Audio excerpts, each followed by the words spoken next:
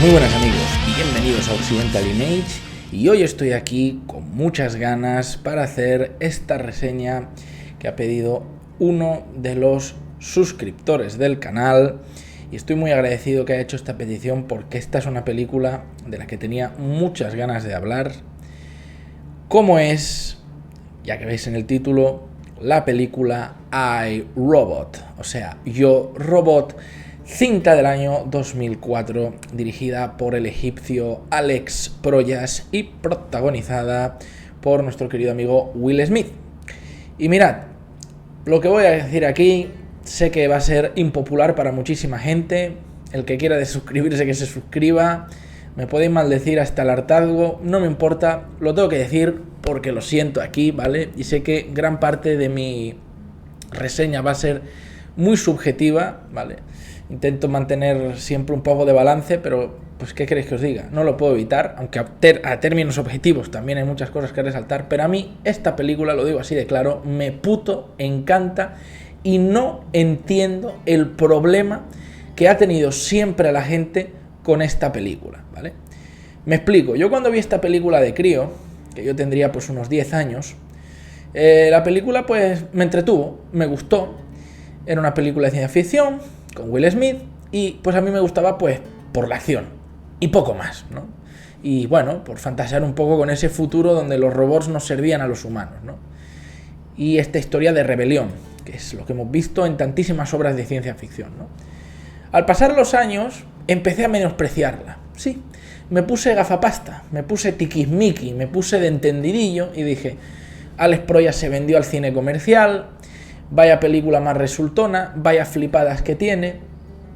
Y tengo que decir que por mucho tiempo tuve un pensamiento un poco más crudo de la película. Pero ¿sabéis qué? Sobre todo estos últimos años, cuando ya me he ido haciendo adulto, le he ido ganando aprecio hasta tal punto que cada vez me gusta más esta película y le tengo más cariño. Y sobre todo también por un hecho que ya he comentado de hecho últimamente en algunos vídeos, que este tema de tantas películas que salieron en los 2000, que fueron menospreciadas, que fueron vapuleadas, y que tú las ves hoy y dices, madre mía, hombre, la película tiene defectos, tiene tal, pero joder, ¿qué tiquismiquis será la gente? Y hoy en día estamos en una situación calamitosa, tenemos a los estudios de Hollywood sacando basura tras basura, muy pocas películas se salvan, te tienes que ir muchas veces a buscar cine europeo, cine oriental o cine Hispanoamérica o lo que sea, te tienes que ir a festivales para encontrar un poquito de oxígeno y piensas, coño, y toda esta gente que está aquí mamándosela a estas películas diciendo, bueno, pues no está tan mal, bueno, pues, ay, ¿qué le vamos a hacer? Está todo inventado, bueno, es que pues claro, ¿no? Y todo excusas y la gente, los críticos tan blanditos, tan condescendientes, tan conformistas. Ah, pero hace 15, 20 años todos éramos unos expertos de la hostia y le buscamos la quinta pata al gato con todo, ¿no? Todo había que buscarle el fallo, a todo había que buscarle el problema. No, es que claro, veníamos de los 90 y lo teníamos todo muy subidito. ¿Y qué cojones? Hay que decirlo 1000 veces, Yo, Robot es una de esas películas de los 2000 que valió mucho la pena y que la gente juzgó, en mi opinión, de forma muy errónea. Porque el ejercicio que logró Alex Proyas con esta película es muy loable y la gente creo que nunca ha sabido tener en cuenta que encontrar un equilibrio adecuado entre el cine más comercial que pueda gustar al público promedio, al espectador casual, y hacer una adaptación de uno de los padres de la ciencia ficción en la literatura como es Isaac Asimov, es algo muy difícil de conseguir. Pero el tío, en mi opinión, lo consiguió bastante bien. La película, ya digo, tiene sus deslices, tiene 3-4 escenas que son las típicas americanadas, pero qué cojones, a mí me parece que hizo un trabajo muy bueno, más teniendo en cuenta que esto es algo que parece que mucha gente habla por hablar o que no se ha leído nunca el libro del que viene esta película, y creo que se piensan que la novela pues era una novela, ¿no?, con una historia y que aquí Alex Proyas hizo y deshizo lo que quiso, ¿no? El libro del que partimos es una historia que tiene 10 relatos. 10 relatos que están conectados con el tema de la robótica. Y de esos 10 relatos, el propio Alex Proyas, su guionista y asociados, van tejiendo una única historia con un único hilo argumental. ¿Y qué queréis que os diga? Para mí le quedó de puta madre. Y no entiendo las quejas. Luego también, sí, hubo mucho hate por Will Smith. Hay gente que le cae gordo Will Smith, ¿no? De esos actores, ¿qué tal? Bueno, pero a mí me parece que hizo un trabajo muy bueno. Y que a pesar de que tiene en parte ese rol más macarrilla, más de chulito, más cercano a los Bad Boys o Independence Day, aún así tiene un par de escenas a nivel interpretativo que son muy buenas y que le dan muchos puntos al personaje de Will Smith, al detective Spooner, que coño, en manos de otro actor pues hubiera quedado insípido o incluso risible. Es decir, cómo el hombre consigue que veamos a través de su piel el relato de un hombre traumatizado por un evento de su pasado y que no consigue superarlo.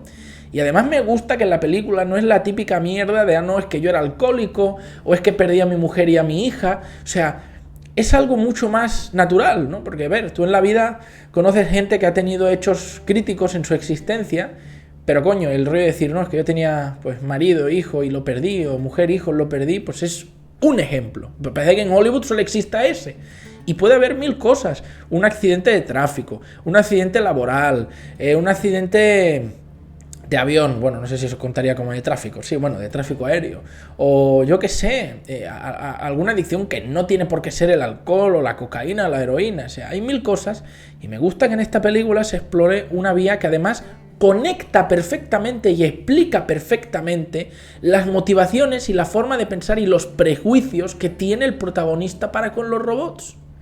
Entonces, a ver, Alex Proyas, yo voy a reconocer que esta película disgustase a sus fans más acérrimos de su antiguo avis, porque es un director que, como muchos directores, empezó pues haciendo vídeos musicales de canciones, ¿no? De bandas, ¿no? Y de grupos. Y tras algún que otro proyecto corto, a finales del siglo pasado, pues hizo un par de intentonas y coño, su ópera prima largometraje pues era muy interesante, ¿no? Esa película del Cuervo, de Brandon Lee, que bueno, ha recibido una mitificación porque el hombre falleció, ¿no? Y fue la última película en la que estaba trabajando y no completó el rodaje. Y luego en los 90 hizo Dark City, una película que es muy intrincada, bueno, muy intrincada no, pero tiene su qué, tiene su gracia, idearla, pensarla. Y bueno, que las comparaciones con Matrix son inevitables y siempre han dicho que es la película de la que se copió Matrix. Error, ¿vale? Porque ya lo he desmentido 50.000 veces, que los libretos de estas dos películas se hicieron prácticamente de forma simultánea y ya ha habido muchos casos en la historia que han salido obras con muchos paralelismos que se han hecho al mismo tiempo porque confluyen esas ideas en estudios y ya sabéis que las cosas van pasando de un despacho a otro.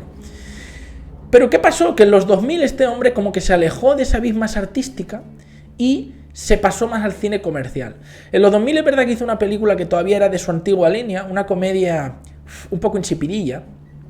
Y esta para mí, Yo Robot, en el 2002, fue el paso en el que él se metió en el cine comercial y yo creo que si se hubiera quedado aquí, donde consiguió un tono muy bueno, un equilibrio muy bueno entre una película más introspectiva, más de autor para pensar y el cine comercial con acción y toques superficiales de Hollywood, si se hubiera quedado aquí yo creo que hubiera tenido una carrera muy buena. El problema es que después de esta dijo, bueno, pues yo creo que el tipo no le gustaron las críticas, dijo, pues me criticáis por lo comercial, pues ahora vais a comer 2 tazas.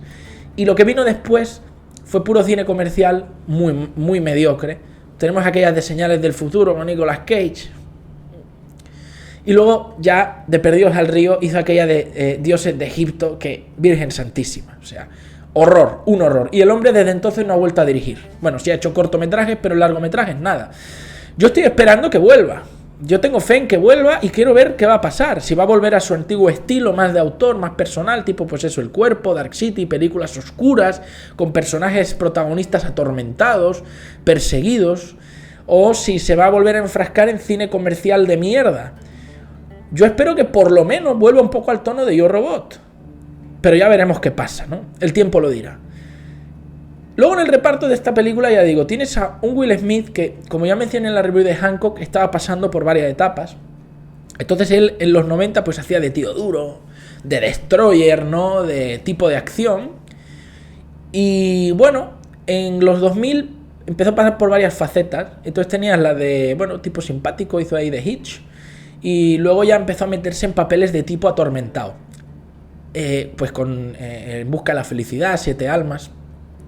El rollo es que en esta película Will Smith, al igual que en la propia película, encontró un personaje equilibrado, es decir, seguía siendo el tipo de acción pegapatadas y con puntería de acero, el tipo duro, pero a la vez dotaban al personaje de un trasfondo que lo alejaba del histrionismo cómico, igual que podía tener, pues eso, en Bad Boys, Independence Day, y alejándose mucho más de sus orígenes de chascarrillos con el Príncipe de Bel-Air.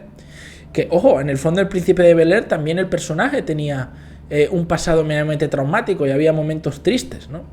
Entonces, aquí yo creo que encontró un punto de apoyo, ¿no? Es decir, como que puso un pie en un tipo de personaje y un pie en el otro, y el balance es bueno. Le ponen risas, le ponen chistes, le ponen que haga algunas burlas, algunas gracietas, y hay gente que le molestaba y decía que eso le quitaba seriedad a la película.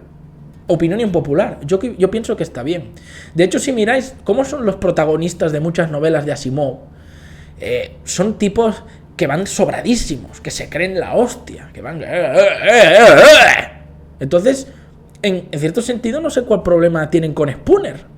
Tiene mucho de ese tipo de personaje, pero a la vez lo dotan de un poquito más de frialdad, de serenidad, y ya digo, ese pasado atormentado que lo hace un personaje interesante de leer, porque queremos saber qué es lo que lo atormenta, y Proyas te da unas pistas al principio con unos flashbacks, con unos sueños que él tiene, ¿no? Que el tema de los sueños es recurrentemente importante para la película, y luego tendremos la revelación que hará que todo encaje muy bien. Y me gusta porque el sueño del protagonista y el sueño de Sonny, del robot, al final son los dos hechos que convergen en la historia para que el núcleo narrativo avance y lleguemos a ese desenlace tan espectacular. Entonces, bueno, después de todo esto... ¿qué tenemos también? Pues tenemos a Bridget Moynahan, que va a ser como la chica de la película, pero tampoco me gusta que no la hicieran... chochito para que se la folle el prota, no, sea, tampoco. Una tipa que de hecho es una nerd, es una cerebrito un poco borde, pero que bueno, acaba acompañando al protagonista, hace cierto balance con él, y bueno, yo la vi a esta mujer por primera vez en El bar Coyote, no sé si os acordáis, Coyote Ugly, esa película, la teníamos ahí moviendo el bullate. Bueno, pues de chica de barra de bar aquí la pusieron de científica, ¿no? Era como la asistente del científico, ¿no? De estos que creaba los robots, ¿no?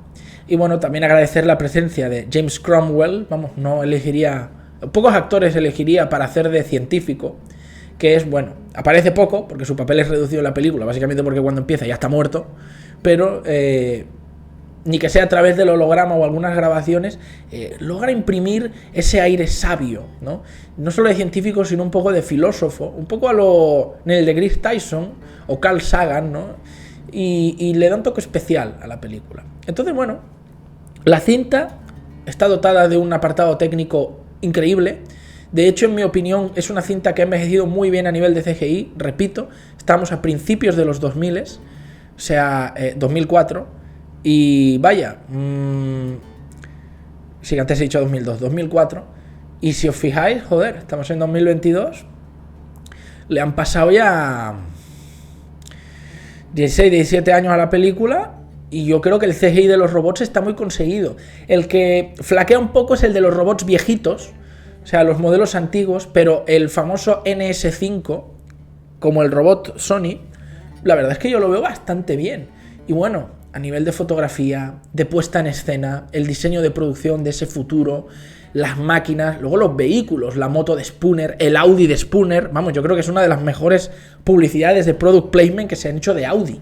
El coche ese futurístico que tienen es la hostia, no solo el exterior, con esas ruedas que son bolas, y entonces permiten al coche conducir incluso de lado, es una cosa guapísima.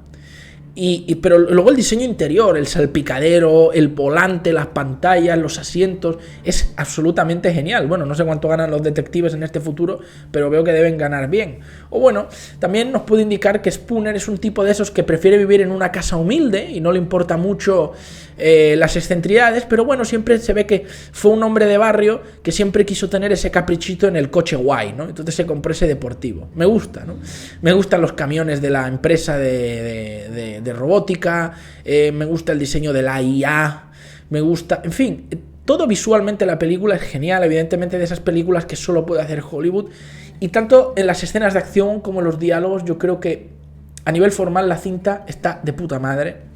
Alex Proyas supo manejar bien grandes presupuestos, ya no tuvo que estar tan acotado pues, como con El Cuervo o Dark City, películas con las que desde luego ganó experiencia. Y ya digo, para mí aquí alcanzó un equilibrio sustancialmente bueno. Ya digo, la película no es perfecta, habría cosas que yo puliría, pero me parece que es francamente buena. Y bueno, la película no hace falta explicar de qué va, creo que ya a estas alturas todo el mundo lo sabe, pero basándose en los relatos de Asimov y en las leyes de la robótica, pues tenemos aquí un futuro donde los robots nos sirven a los humanos para todo. Son como unos esclavos, ¿no?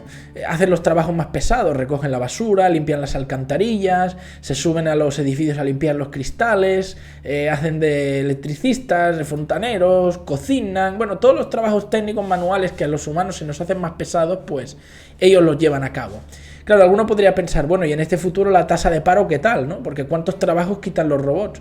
Bueno, es un poco este pensamiento propio rollo anarquista de principios del siglo XX, finales del siglo XIX, que se puso mucho con las fábricas, ¿no?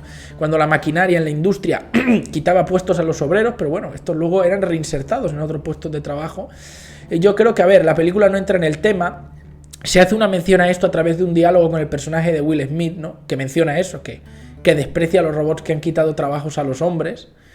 Pero vaya, sencillamente sobreentenderíamos que los humanos entonces pasaríamos a hacer otros trabajos que los robots no pueden hacer o que pueden hacer y que no nos gusta que hagan. Por ejemplo, yo siempre he sido relativamente reacio a aceptar o que aceptaremos como sociedad que, por ejemplo, un robot te atienda en un mostrador de una tienda o te atienda en un restaurante. Yo creo que seguiríamos prefiriendo el trato de otra persona, ¿no? Aún con sus defectos, aunque digas, no, la persona se puede equivocar, se le puede caer la bandeja, te puede anotar mal un ingrediente que le has pedido añadir o quitar al pedido, pero yo creo que seguiríamos prefiriendo un rostro humano, especialmente de una mujer, siempre ese toque femenino, porque yo he trabajado en hostelería y vamos, siempre he visto acertada la decisión de gerentes y dueños de poner un poco más de cara al público, siempre ves una proporción mayor de mujeres, no sé, más paciencia, el tono el tono a hablar, tanto para hombres como para mujeres clientes, y bueno, en fin, que me voy por las ramas. La cuestión es que diríamos que somos reubicados y este futuro me parece interesante porque en el fondo la historia de la humanidad, y esto creo que es algo que Asimov siempre supo ver bien, ya sea que plantease futuros más idílicos o medianamente distopías, como es un poco el caso apocalíptico de la película Yo Robot, que en el fondo la historia de la humanidad se ha tratado siempre de hacer más con menos, es decir, se ha tratado siempre de mejorar nuestra maquinaria, mejorar nuestra tecnología, para conseguir mejores resultados y tener mayor productividad utilizando menos fuerza de trabajo, ¿no? Entonces, desde los albores de nuestra especie, que teníamos que trabajar la tierra solo con nuestras propias manos, que esto es lo único que tenemos, un humano en los albores de la existencia solo tenía sus propias manos. Pero luego, ¿qué pasa cuando fabricamos ya una herramienta pues con madera o algún tipo de piedra o metal y fabricamos un arao? Eso ya nos ayuda a trabajar mejor el campo, a tener que invertir menos horas y conseguir más recursos de ese trabajo. Y luego cuando enganchamos un arao a un burro o a un, a un búfalo o lo que sea, pues todavía aumentamos más la productividad porque ya no tiene que ser el hombre el que está ahí doblando el lomo tirando de la herramienta. Y luego cuando ya implementamos varios de esos animales porque los sabemos criar, aumentamos nuestra productividad en el campo, pues más todavía. Y luego ya cuando inventamos, pues una máquina que lo hace o un tractor, pues ya ni te cuento, ¿no? Entonces, si es que la historia de la humanidad se ha tratado de esto constantemente y cada vez hacemos más con menos. Y en este último siglo, sobre todo a partir de la segunda mitad del siglo pasado y este siglo, hemos tenido una explosión tecnológica absoluta. O sea, los avances que hemos tenido han sido críticos. Yo que he sido un chico de los 90, que somos de estos últimos que hemos pasado de lo analógico, ¿no? de los botones al táctil, digamos, y de los cables a lo inalámbrico, lo hemos vivido en primera persona y se hace difícil de creer. No me imagino para personas que además vivieron más tiempo con las tecnologías analógicas, vamos a decirlo así, ¿no? Gente de los 70, de los 80, ¿no? O de la edad de mis padres, que bueno, a algunos ya les ha pillado un poco peinando la tercera edad estos últimos avances y se han quedado un poco ahí, ¿no? Los pobres que, hostia, ¿cómo va un smartphone? Se lo tienes que explicar 1000 veces. Pero está muy bien porque, claro, ¿qué pasa cuando llegamos a este punto, como se expresa en la película, ya de tener robots que básicamente lo hacen todo? y que tienen una inteligencia artificial y te pueden responder, pueden razonar y pueden contestar. Pues que hay que ponerle limitaciones. Y es ahí donde vienen las leyes de la robótica, porque si no esto puede ser un peligro. Y hay muchas ideas de esta película y muchas escenas que dan francamente miedo pensar que se puedan hacer realidad. O sea, todo este cuento de Terminator o de Matrix de las máquinas se rebelaron y se fueron contra sus creadores. Bueno, siempre teníamos la historia ahí, pero nunca veíamos exactamente el cómo a un nivel más práctico, racional o moral o filosófico. Y esta película es exactamente lo que viene a mostrar de una forma, en mi opinión, inmejorable. ¿Cuáles son las leyes de la robótica? Bueno, la película te enseña 3, realmente son 4, ¿vale? La 0, la 1, la 2 y la 3. Y es que, a ver, realmente emparejaron la 0 y la 1 porque son prácticamente lo mismo. Digamos que la primera ley de la robótica es ningún robot puede permitir que se haga daño a un ser humano o que con su inacción un ser humano sea dañado o muera. La ley 0 sería lo mismo, pero cambias humano por la humanidad en general, ¿vale? La segunda ley de la robótica es todo robot debe obedecer las órdenes de un humano mientras estas órdenes no entren en conflicto con la ley 1. Y la ley número 3 es todo robot debe preservar su propia existencia mientras esto no entre en conflicto con las leyes 2 y 1. Bien, estos apéndices, digamos, al final de las leyes, sirven para evitar problemas, ¿no?, al acatar estas leyes. Entonces, ¿qué tenemos? Bueno, un robot tiene que poner la vida de una persona siempre por delante. Segundo, un robot tiene que obedecer siempre la orden de una persona, excepto si esto supone dañar, herir o matar a otro ser humano. Por eso lo de no entre en conflicto con la ley 1. Y la tercera ley es que un robot debe preservar su propia existencia, es decir, no debe permitir que se le dañe o se le destruya, a no ser que esto entre en conflicto con una orden directa, es decir, la ley número 2, o que esto entre en conflicto con que la vida de una persona sea dañada o preservada. Es decir, el robot deberá preservar su existencia, pero siempre deberá estar por delante la existencia de una persona. Si se tiene que sacrificar, así sea. Bien, esto que es sencillo de entender se pone en tela de juicio cuando empieza la película y vemos que el protagonista, el detective Spooner, es enviado para investigar un caso de aparente suicidio del personaje que interpreta James Cromwell, que es básicamente el padre de, bueno, esa empresa de robots, ¿no?, el que diseñó sus inteligencias artificiales, etc. Vemos que el hombre ha saltado, aparentemente, desde un piso, vete tú a saber, ¿no?, al lobby del edificio de oficinas de la empresa. Y bueno, a juzgar por la altura debería haberse escudriñado bastante, lo debería haber hecho papilla al impacto, pero bueno, en la película te lo dejan así, ¿no?, con un chorrito de sangre y tal, porque, bueno, la película no es R, y bueno, no hubiera sido muy bonito dejar el cadáver ahí hecho papilla. Pero bueno, se comunica con el inspector, que esto es lo interesante, a través de un holograma que está programado para dar respuestas sencillas a sus preguntas. Pero evidentemente esta IA tiene unas limitaciones y entonces será el protagonista el que tenga que encontrar la respuesta, la pregunta correcta más bien, para que la IA le responda. O sea, ese será realmente el juego. Pero el rollo es que el protagonista desprecia a los robots enormemente, no sabemos por qué, pero los odia, los detesta. Se pasa la película despreciándole, diciendo son máquinas, son frías, no tienen alma, nunca van a estar a la altura de un ser humano. Y ese prejuicio hace precisamente, o sea, no podía haber mejor elección, evidentemente se elige al detective por algo. El científico, al suicidarse, pide que llamen a ese detective por algo. Y es que ese prejuicio hace que él rápidamente deduzca que eso no ha sido un suicidio, sino que ha sido un asesinato. Y especialmente ha sido un asesinato cometido por un robot. Pero claro, ¿cómo iba eso a pensarlo alguien? ¿Cómo alguien eso iba a aceptarlo si esto entra en conflicto con la primera ley de la robótica? Pero claro, como él se deja llevar por este prejuicio, es el único que es capaz de pensarlo y lleva la investigación de hecho hacia el camino correcto, porque entonces se encuentran con Sony, un robot de esos nuevos, del NS5, que era, digamos, un robot, digamos, personal del científico, y que descubren que no es un robot común, porque tiene emociones y puede sentir como un humano, cosa que ningún otro robot puede. Y claro, eso deja asustado y a la vez maravillados a los policías y, bueno, a Spooner, ¿no?, que desde luego tiene una relación complicada con este robot, pero es que este robot va a ser la clave para resolver todo el entuerto y saber evitar lo que va a ocurrir, que el científico lo sabía muy bien. Y vamos, bueno, ahí se van uniendo las piezas del puzzle. Entonces me gusta que es una película, que yo no entiendo a la gente que dice, no, es que muy comercial, que tal. Si fuera una película muy comercial, no sería, vamos, ni un 3% tan enrevesada como es esta película. ¿En qué sentido lo digo? En que todo se resolvería de una forma muy sencillita, no tendríamos este rollo del holograma, y que el detective esté investigando las cámaras y todo. Se resolvería todo a puñetazos y patadas y punto, ¿vale? Y con eso no quiero decir que las escenas de acción no valgan la pena, porque en mi opinión le añaden muchísimo a la película y ayudan, fortalecen el dinamismo de esta y hacen que el ritmo sea mucho más fácil de llevar. Y yo creo que las escenas de acción son sencillamente apabullantes. Muchas de las escenas de esta película me han encantado siempre y las he visto 1000 veces. O sea, la escena de la persecución en la fábrica de robots, la emboscada que le tienden a Spooner en la autopista, que en mi opinión es la mejor escena de toda la película, es absolutamente brillante esa escena, cómo le cierran el paso los dos camiones, ¿no? Y los robots le atacan, es brutal esa escena, ¿no? Y cómo idea Proyas, cómo el tipo salga de esa situación es genial.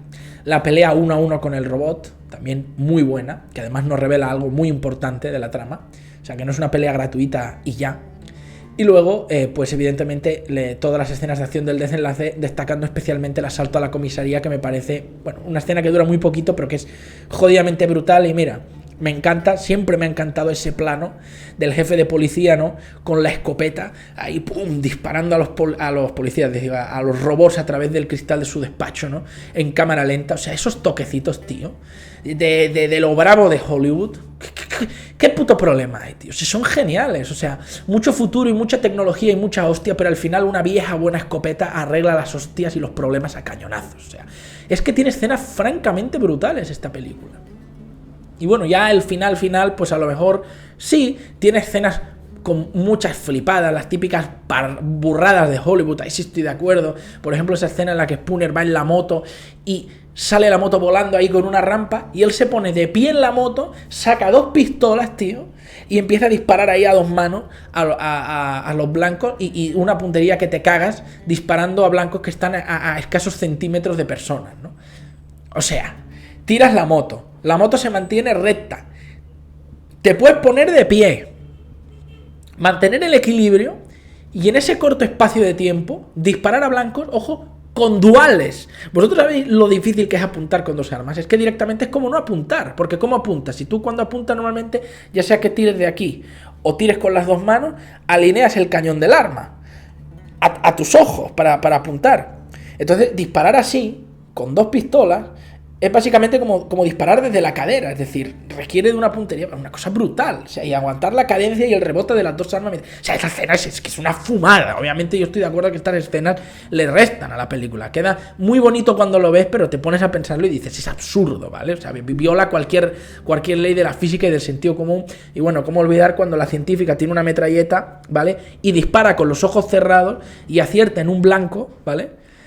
Y vamos, el blanco está aquí pegado a hombro de un personaje y no le da ni una bala, o sea, y hacen el chiste, ¿cómo disparas con los ojos cerrados? La madre que te parió y tal. Y sí, que lo ves y te puede hacer gracia, pero dices, a ver, tío, o sea, estas cosas, o sea, estás diciéndome que por azar no han muerto los protagonistas, o sea, le quitas todo lo épico a la película. Entonces sí, yo estoy de acuerdo que tiene muchas escenas el film que son cagadas, concretamente esas 2 creo que son las peores. Pero bueno, luego hay otras de las que la gente se ha quejado y no entiendo, ¿no? Como la pelea 1 a 1 de Spooner con un robot que la gente dice que es absurdo, ¿no? Y no estoy de acuerdo. Ahora explicaré luego en spoilers por qué. Pero ¿qué queréis que os diga? Toda la idea que tiene el científico con los sueños de los robots, eso que dice de algún día tendrán secretos, algún día tendrán sueños, es decir, en el fondo toda la advertencia subliminal que subyace en la película y cómo Spooner es precisamente el indicado para descubrirlo, me parece brillante, y el desenlace de la película es sencillamente brutal. Hay muchas líneas de guión de esta película que son de quitarse el sombrero. Entonces, bueno, pues luego, entre toquecitos, el Audi, que es la polla, las Converse guapísimas de Will Smith, que claro, en aquellos años que hizo la película se volvieron a poner de moda, pero claro, como es el 2035 te lo meten como una especie de tesoro vintage, ¿no? Bueno, todas estas historias me parece que es una película brutal, ¿vale? No diré que es una obra maestra, pero para mí es de notable altísimo. O sea, yo le casco tranquilamente a esta película un 8,5 y os lo digo sin despeinarme, a pesar de los problemas que tiene relativamente el film. Y me parece que es una película que se la trató muy injustamente y que hay que reivindicar, señores, que hay que volver a hablar de ella y verla desde otra óptica. Porque el retrato que hizo Proyas de los relatos literarios de Asimov es francamente bueno. Y bueno, qué decir del actor que le pone la voz a Sonny también, que hace un trabajo espectacular, que por cierto volvió a ponerle la voz a un robot muy querido en la película Rogue One. Sí, es el mismo actor. ¿Y qué queréis que os diga? Sonny es uno de los montones de píxeles CGI más humanos y a los que más se les puede tener empatía que he visto en una película. O sea, en mi opinión esta película es acierto tras acierto, pero la gente le quiso echar mierda por echarle mierda y ya está. Y yo creo que de forma inmerecida. De verdad, os invito a una cosa. Si pensáis como yo, no. Pero si siempre habéis despreciado la película o os ha parecido muy superficial y tal, dadle una pensaica. Volvedla a ver. Sentaos a pensar un poco y a reflexionar en muchos de los diálogos. Y estoy seguro que cambiaréis un poco vuestra opinión sobre ella. Si yo no pido que este vídeo llegue a 10 millones de visitas ni flipadas de esas. Pero yo, mira, con que 3 o 4 personas vean este vídeo y cambien su opinión de esta película y abran un poquito su mente al juego que propone y empiecen a entender que muchas películas de aquellos años se hicieron no solo con las mejores intenciones, sino de la mejor manera posible y aún así fueron menospreciadas y que hay que reivindicar su valor, yo me doy por satisfecho, ¿vale? O sea, en mi opinión, una película muy bien hecha, no diré que una obra maestra, un peliculón, pero una película muy bien hecha, que me encanta y que el balance que tiene entre filosofía y debate moral y acción es perfecto. Bien, ahora en spoilers, bueno, comentar, me está quedando larga la review, pero creo que la película lo vale. Tantas cosas, bueno. El tormento de Spooner. Bueno, vemos claramente su desprecio con los robots, ¿no? Cuando sale del apartamento y empieza a perseguir a aquel robot que está corriendo con un bolso, ¿no? Y él piensa que lo ha robado. Claro, nadie reacciona porque todos piensan bien de los robots. Esto ya te sienta una base de cómo de peligroso es el tema de la película, porque claro, cómo la gente va a imaginarse que hay una revolución en camino donde las máquinas van a tomar el control si piensan siempre favorablemente y nunca dudan de las máquinas. Es decir, cómo nosotros como creadores siempre confiamos en la fiabilidad de las máquinas como perfectas y cómo siempre confiamos el criterio de una máquina como superior al de un ser humano casi de forma indefectible. Bueno, Spooner corre y atrapa al robot y hay algunos que dicen, bueno, ¿por qué cuando Spooner le grita al robot que se detenga, este no se detiene? Si esto entra en conflicto con la segunda ley de la robótica. Bueno, pues joder, hay que leerse las leyes de la robótica, porque ¿qué dice la segunda ley? Todo robot deberá obedecer la orden de un ser humano, a no ser que la vida, o sea, que esto entre en conflicto con la ley 1, es decir, que la vida de un ser humano esté en peligro, o sea, ley 1. Y el robot no se detiene porque le está llevando el inhalador a su dueña, que es asmática, y se está muriendo. Es decir, si acatase la orden de Spooner, estaría entrando en conflicto con la ley 1. Entonces, ningún error, ningún fallo. Ah, por cierto, otra cosa, hay mucha gente que, se me ha olvidado decirlo, que desprecia a Shia LaBeouf en esta película. Y bueno, yo lo entiendo, a veces Shia LaBeouf es un tío que cae gordo, aquí estaba muy mocoso, muy chavalín. Pero ¿qué queréis que os diga? Aunque os caiga mal LaBeouf, yo creo que agradeceréis su presencia en la película, porque de hecho no hacen más que burlarse de él todo el rato, lo ponen como el típico tonto, y me encantan las putas vaciladas que le hace Spooner, sobre todo al principio cuando el chaval le tira la pelota y, bueno, Will Smith hace esto. Lo deja ahí colgado y que te jodas. Me encantan las vaciladas que le mete. Te cae mal Shia LaBeouf. ¿Y qué importa? Si no paran de joderlo toda la película. Bueno, la cuestión ahí es que vemos ya en una escena muy bien definido cómo piensa Will Smith de los robots, cómo piensa la sociedad de los robots y cómo funcionan las leyes de la robótica. Fijaos, en una escena de un tío corriendo detrás de un robot haciendo parkour por la calle. Y la gente dice que esta película está mal hecha, que no sé qué. ¿De qué cojones habláis, tío? Bien, luego llegamos con el robot Sonny. Persiguen al robot Sonny, van tras él. Cuando llega el momento del interrogatorio es posiblemente de las mejores escenas de la película. Claro, aquí al ver que el robot ya ha reaccionado de forma violenta contra humanos, es decir, que no obedece a las leyes de la robótica, vamos a decirlo así, que su padre, su creador, lo hizo como una especie de robot libre, con pensamiento propio y lo más importante, sentimientos propios, vemos como en el interrogatorio, cuando Will Smith entra, hay 6 policías con armas largas apuntando al robot. Es decir, sí, muchos que confían en los robots, pero evidentemente ya han visto que este es una amenaza. Es decir, también la película aquí ya te está indicando que no es que no haya una capacidad de reacción por parte de los humanos, la hay. Lo que pasa es que hay una diferencia entre el que no necesita ver para creer, que es Will Smith, porque ya vive en el prejuicio, y el resto de personas, que habrá algunos que actuarán, reaccionarán, pero solo cuando vean, ¿no?, que hay algo a lo que reaccionar. Es decir, que a lo mejor hay muchos que abrirán los ojos demasiado tarde, como ocurre con todas las crisis y con todos los problemas donde alguien intenta controlar a la gente o oprimir a la sociedad, ¿no? Y bueno, es buenísimo ese diálogo, porque vemos ahí cuando Sony golpea la mesa que puede sentir, ¿no? Y claro, esto abre un melón y deja perplejo a todo el mundo. Iba a decir parapléjico, bueno, parapléjico no tanto, es impresionante, pero no es para quedarte en silla de ruedas.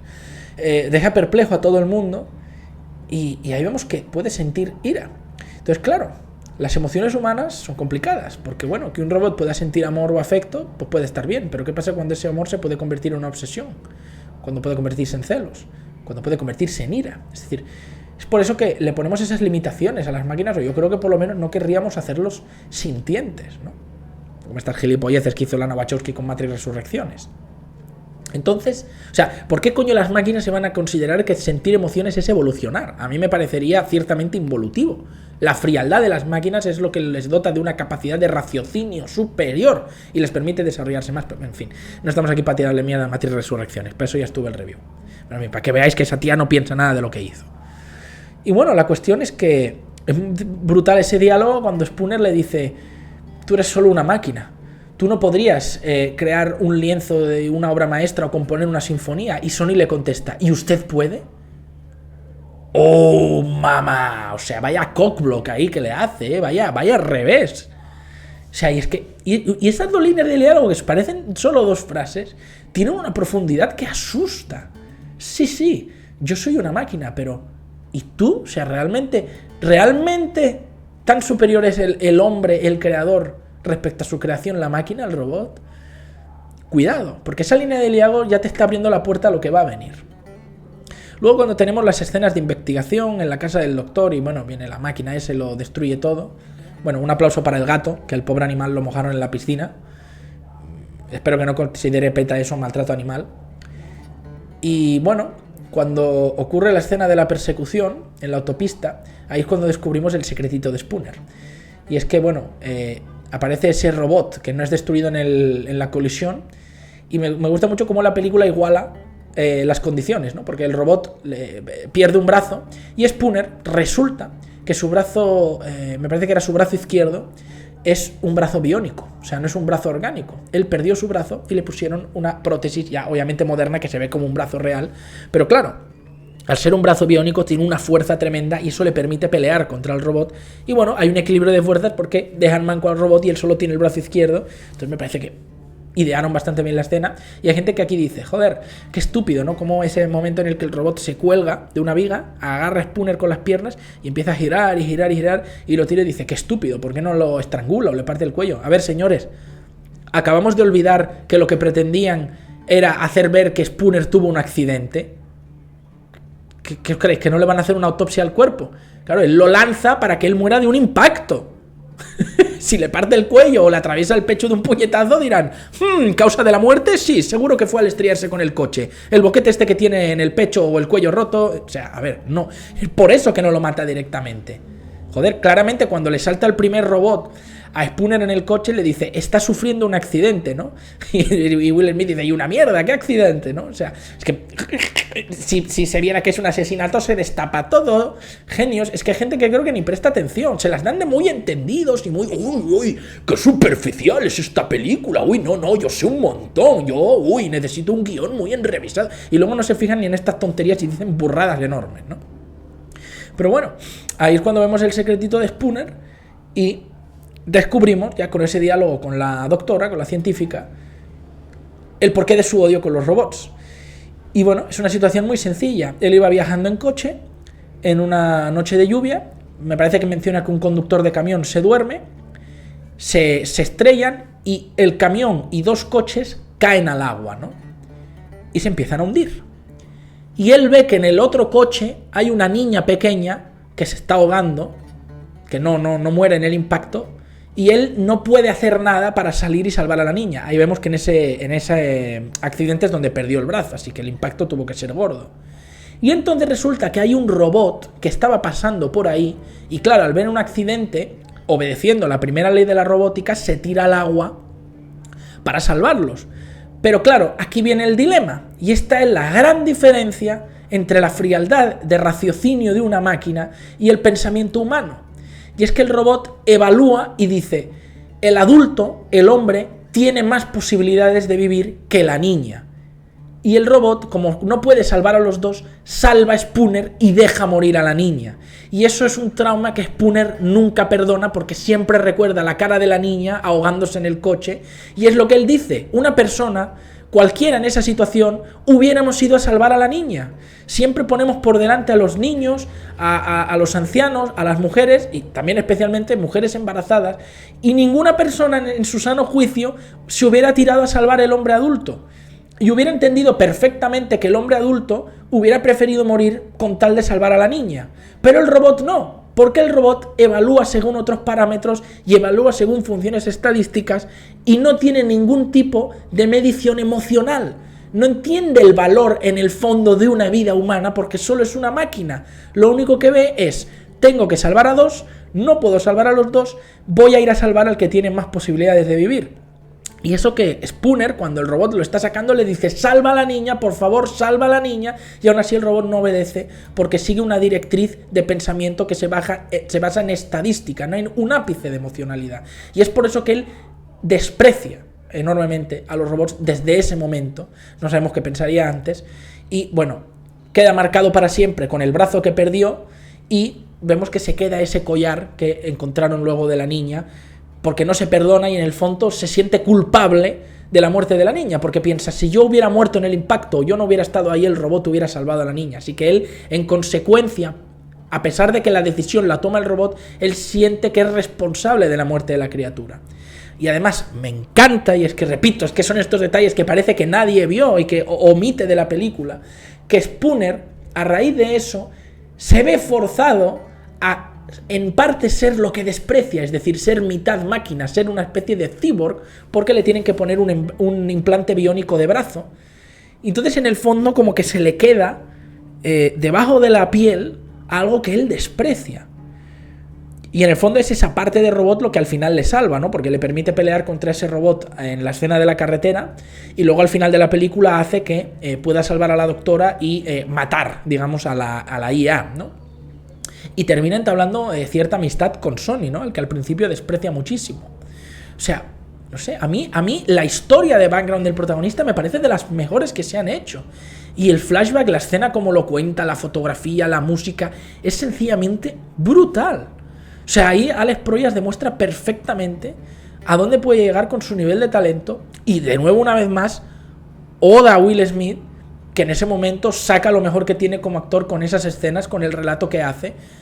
Y vamos, ahí en ese momento dejas de ver a ese hombre duro, macarra, chulo, y ves lo que hay debajo de toda esa dureza, de todas esas contestaciones bordes y de sobrado, que es un hombre frágil que no acepta y no se perdona por un hecho en el que en el fondo él no tuvo capacidad de decisión, pero vuelca ese odio, todo eso en lo que él no es capaz de perdonarse, lo vuelca sobre los robots, ¿no? Es decir, son su chivo expiatorio y por eso él los desprecia enormemente. O sea, es que me parece fascinante. Pero bueno, luego llegamos a otro gran momento de la película, que es cuando por fin hablan con Sonny, que la doctora se apiada de él y lo perdona, y descubrimos todo el tinglao. Que me hace mucha gracia que en la escena anterior del interrogatorio, Spooner le diga a Sonny, bueno, tú no podrías dibujar una obra maestra, pero bueno, sin embargo, en una escena vemos cómo Sonny dibuja y dibuja de puta madre, ¿no? Claro, la perfección de una máquina. Y ahí es cuando Sonny le explica sobre su sueño, ¿no? Y ahí vemos cómo entran en conflicto el sueño de Spooner, la pesadilla recurrente de Spooner con el accidente y el sueño de Sonny. Y es cuando él le dice que él ve un páramo, ve a miles de robots saliendo de esas cajas donde los dejan ahí pues porque ya no sirven, y a un hombre, una figura que está en una colina que viene a liberarlos. Y entonces la doctora le dice, ese que está en la colina eres tú. No, claro, es lógico a pensar. Diría, tú eres un robot especial, porque tú puedes sentir.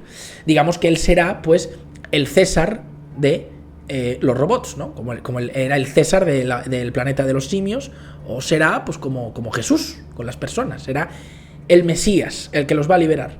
Y entonces Sony le dice, no, el hombre de la colina no soy yo, es usted, refiriéndose a Spooner, ¿no? Entonces, claro, es tremendamente paradójico como el hombre que más desprecia a los robots va a ser al final el que los libere.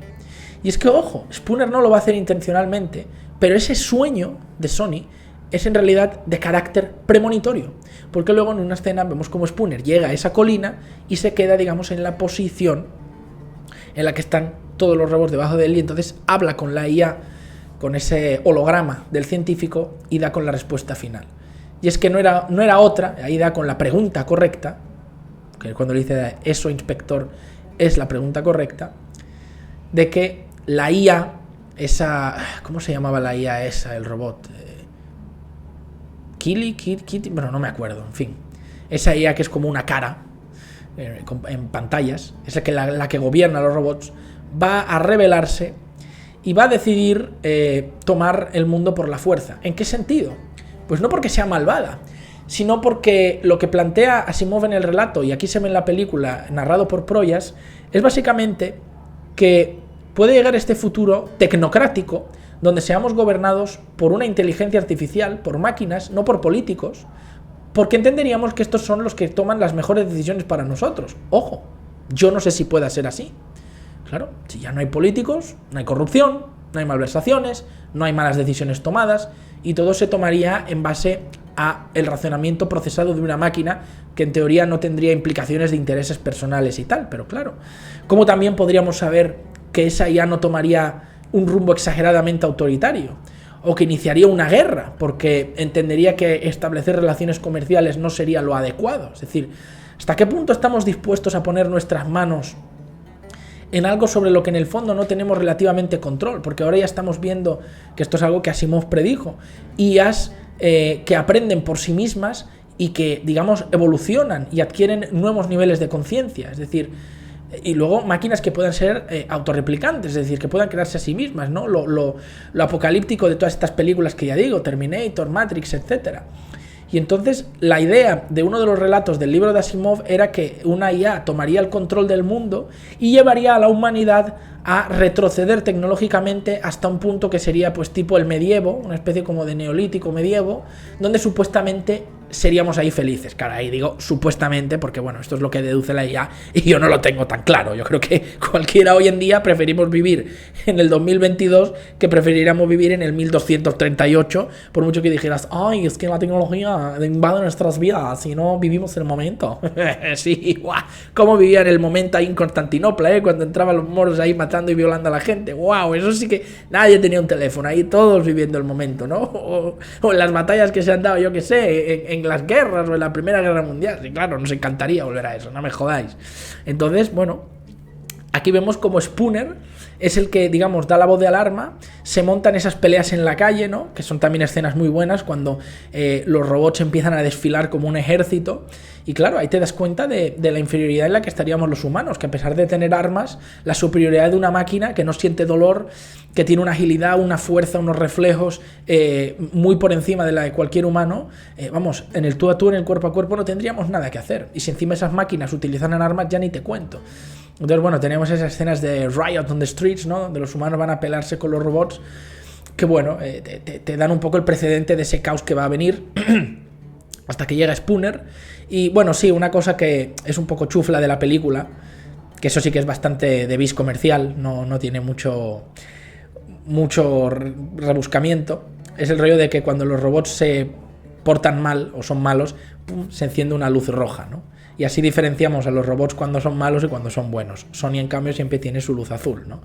Bueno, eso sí que son cosas muy de Hollywood, pero tampoco es para tanto, joder, lo puedo perdonar. Que además a nivel de lenguaje visual, de fotografía, pues ayuda, ¿no? El color rojo siempre es de amenaza, de violencia, y el azul, pues es un color de tranquilidad, senectud, ¿no? Y bueno, tenemos el enfrentamiento. Vicky, creo que se llamaba la IA, ahora me ha venido. Pues cuando llegan al edificio, Spooner, tiene esa poción mágica, ¿no? Que mata a la IA, ¿no? Una especie como de nanotecnología que destruye la inteligencia artificial. Y bueno, tenemos esa escena ahí en lo alto del edificio, los robots trepando los cristales, Sony peleando con el otro robot, Spooner ahí saltando y la otra disparando, en fin. Bueno, una escena de acción del final bastante buena. Creo que hubiéramos agradecido un poquito más de epicidad. Si es una batalla por la victoria de la humanidad, pues que hubieran ayudado más los policías o los militares, no sé, algo, ¿no? Pero, en el fondo creo que está bastante bien. Y ya digo, no es que Spooner quisiese liberar a los robots y que se diese paso a una nueva era donde hubiera robots libres que pueden vivir al margen del ser humano y que, todo al final no queda en una victoria, queda en una especie de tablas, ¿no? En una especie de stand-by, y ya veremos qué puede ocurrir luego. Puede ir la cosa bien, puede ir a mejor, o puede ir a mal, puede ir a peor. Y bueno, cuando él destruye la IA, luego digamos se llega a esa tregua y evidentemente ahí sí Sony se convierte en la figura en la colina que está liberando a los suyos. Y bueno, Spooner cambia su forma de pensar sobre los robots y entiende que precisamente hay que abrazar nuestras virtudes como humanos, pero también aceptar la utilidad de las máquinas como eso, máquinas. O sea, algo que ha inventado el hombre y que tiene su raciocinio en función del hombre. Y que, quizá en el equilibrio esté la virtud. Pero ya esa sociedad, si no recuerdo mal, pues ya decide vivir al margen de tener a esos robots esclavos porque lo considera inmoral. No pienso que ese final sea tampoco tremendamente acertado en la película, pero claro, ya sabéis, es Hollywood, los finales muy negros, muy malos, pues no gustan, no venden, eso dicen los productores, no estoy para nada de acuerdo. Hay un montón de películas donde ha ganado el villano o donde triunfa el mal, que han sido peliculones y que a la gente le encantan esos finales, pero ahí sí que es verdad donde se puede ver más la pezuña comercial de Hollywood. Y no acaba de dar la tonada final, por eso ya digo que para mí la película no es una obra maestra, pero el final está bien, es correcto, yo creo que en balance es correcto. Y tenemos muy bien explicado el porqué de todo, es decir, el científico decide, claro, no se suicida, lo matan, pero disemina las pistas para Spooner adrede. Él ya sabía lo que iba a pasar, sabía que iba a venir esa revolución, sabía que iban a venir liderados por esa inteligencia artificial, por Vicky. Eso él lo sabía, pero claro, no podía ir directamente a decirlo porque lo hubieran matado antes de conseguirlo. Y entonces él, lo que yo creo que hace muy sabiamente es incluir la pista en Sony. Al crear a Sony y facultarle de emociones y de sentimientos, o de una simulación de eso, hace que Spooner y la doctora se interesen en ver más allá de la superficie del caso, que parece un mero suicidio, que es lo que quería la inteligencia artificial. El dueño de la empresa al final no tenía nada que ver, eso también es una cosa que me gustó bastante, que siempre tiene que haber un humano malo, que el dinero, que mierdas, no, ¿vale? O que se aliase con la IA y tonterías así. Un poco a lo Half-Life, a lo mejor tampoco hubiera quedado mal, pero me parece bien cómo desvían la atención, ¿no? En cierto punto, haciéndote pensar que es el presidente de la empresa y no, al final es la IA. No tienes que ser un lince para darte cuenta, pero está bien que lo pongan. Y al final la clave está en el sueño de Sony. Yo creo que el sueño de Sony no es simplemente lo tiene. El científico, el que interpreta a James Cromwell, le implantó ese sueño para que luego él se lo contase a Spooner, que era el único que le iba a escuchar, porque es el único que sería capaz de sospechar que un robot puede asesinar a una persona. Y ahí está la clave, está la llave que acaba deshaciendo todo el entuerto y que les permite parar a los robots, parar a la IA, antes de que sea demasiado tarde. En fin, en mi opinión, una película sencillamente brutal, que me encanta, que tiene muchas cosas mejorables, evidentemente, pero qué cojones, me parece que está perfectamente trabajada, y el trabajo que hizo Proyas, sintetizando todos los relatos de Asimov y de la obra en general de Asimov en una película que además pudiera tener tirada comercial y que no estuviera hecha para gafapastas y entendidillos, me parece que salió francamente bien. Y ya os lo digo, ojalá la mitad de las películas, ¿qué digo la mitad de las películas? Un tercio de las películas que llegan a cartelera hoy en día tuvieran la calidad, la mitad de la calidad que tenían películas como estas de los 2000 tipo Yo Robot. En fin, larga review, pero valía la pena hablar de la película.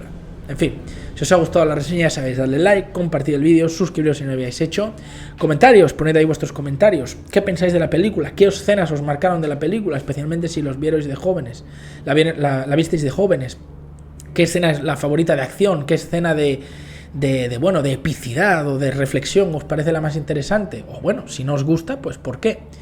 Y pues ya sabéis, si queréis colaborar con el canal, aquí abajo el botón de unirse, el link a Patreon o PayPal, para que pedáis una reseña a vuestro gusto, veáis las reseñas antes que nadie, etc. Muchas gracias y nos vemos en la próxima.